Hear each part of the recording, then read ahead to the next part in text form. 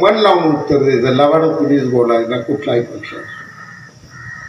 हे काम मोहिते पाटलांनी केलं नाही. कधीच या कामासाठी विजयदादा असो किंवा जयशील असो, फडणवीस साहेब बघल्यावर स्वतःचा दौरा सुरू गेले. एवढी कणाव, एवढा प्रामाणिकपणा सांगोला तालुक्याच्या जनतेच्या संदर्भाने रणजित नाईक निंबाळकर यांना अजूनही हजारो कामं आपल्याला करायची.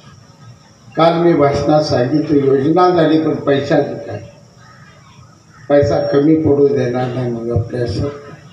पण हा पैसा आणण्यासाठी मुंबईत मी खंबीर आहे. मुख्यमंत्री एकनाथ शिंदे साहेब आहेत, फडणवीस साहेब आहेत, अजितदादा आहेत.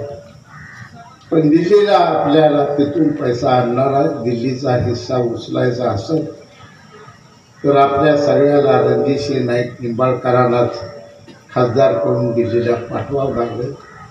आपल्या प्रपंच, देशाची निवडणूक एका बाजूला आहे तशी आपल्या प्रपंचाची निवडणूक एका बाजूला. म्हणून सर्व पक्षाच्या लोकांना हटका. तालुक्याचा दुष्काळ घालवायसाठी एवढ्या निवडणुकीपुरतं सगळ्यांनी कमळ झाला. आमदारकीच्या लढाया पुन्हा चालू करू आपण, त्या कुठं जात नाही, त्या दरवेळी खेळायच्या नाही. पण आजची निवडणूक ही आपल्या सांगोला तालुक्याचं वैभवशाली हिरवेगारपणा आणणारी निवडणूक आहे. एवढंच मी तुम्हाला सांगतो. पुन्हा एकदा कमळावर आपण सर्वांनी भरगच्च मतं देऊन कमळ विजयी करावं. कडलासकरांकडून माझी मोठी अपेक्षा आहे.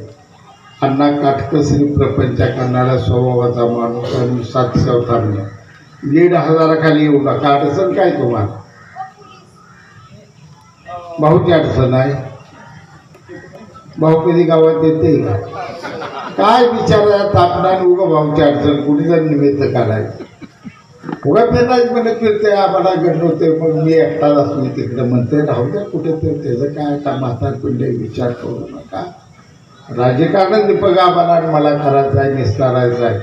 तुम्ही सगळ्यांनी दीपक आव्हाड आणि मला पूर्ण आशीर्वाद द्यावा आणि आम्हाला ताकद मिळावी म्हणून निंबाळकरांना निवडून द्यावं एवढं आव्हान करू. माझे 2 शब्द संपवतो. जय हिंद, जय महाराष्ट्र.